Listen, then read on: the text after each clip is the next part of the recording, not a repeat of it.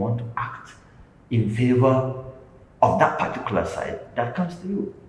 You understand? It's a very dicey issue that needs to be addressed holistically because the issue is escalating gradually. Even the poor Nigerian now knows that something is wrong with the opposition parties, and the problem is not organic. Somebody is trying to create what never existed. You understand? One key point I want to make clear is that Nigerians should know that in 2015 we had something similar. Not similar, not so similar, but the pattern is just similar to that of 2015 when General Muhammad Buhari, Atiku Abubakar, the incumbent president, all of them converged under one party. And don't forget, Goodluck Ebele Jonathan had how many state governors in control? But they were able to, successfully defeat because he openly accepted that, yes, Mr. President, congratulations. They were able to successfully defeat. What happened? Because they were smart at that point.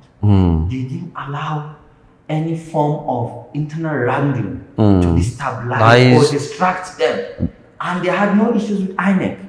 You understand? So the main challenge with the opposition party now is to try and address these internal wranglings, then approach INEC and say, look, our house is in order. We don't have any crisis. I tell you, they are going to give the APC a very tough time. So now are you telling me that the opposition party are fully ready or they are still trying to get... Let me tell you, in a coalition where you have the presidential candidates that came second during the 2023 general election, that is in the person of Atiku Abubakar. You have Mr. Peter Obi that came third. You have engineer Dr. Senator Rabi Musa Konkoso that came first. All under one umbrella. Just do a little arithmetic and see. Calculate the number of votes you got during the 2023 general elections. If you add it up, do you think the ruling party can match that number? But can't you see that maybe the influence of the ruling party with the government can... I told you, Jonathan had how many governors? And he was defeated in 2015. That was 2015. It all boils down to the reality on ground. What were the realities on ground in 2015? We were saddled with insecurity, the same hunger, the same poverty, the same... ASU was on strike, all through. But the same thing happened with the ruling party also, and also even when we look at how the governors are trooping down to APC, which can signify the kind of success way, like paving the success way for the 2027 election for the APC to go back to government. To distract from politics of ideology to politics of opportunity and who gets what, when, and how. Politics of principles. You remember the time that during the Second Republic, Karimi, yes, of Kano State. When they had issues with his political godfather, Malam Amina Kano, and he was the governor. When he was leaving the party, he resigned his position as the governor.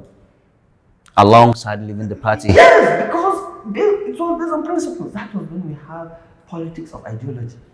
But today, you see a governor with the mandate that was given to him by the people on a different platform, moving into the ruling party with the same mandate. And sometimes I say, do they have conscience? What I'm trying to understand here is that is it, according to the law, is it lawful? Is it okay for them to do that? Provides for cross-carpeting and what have you, and these are some of the legislative, challenges that our lawmakers should try to address. That is why I say we are gradually drifting from politics of ideology to politics of opportunity, of how do I get this? I want more resources. I need to align in the center, and what have you. Politics has got to do with ideology and principles.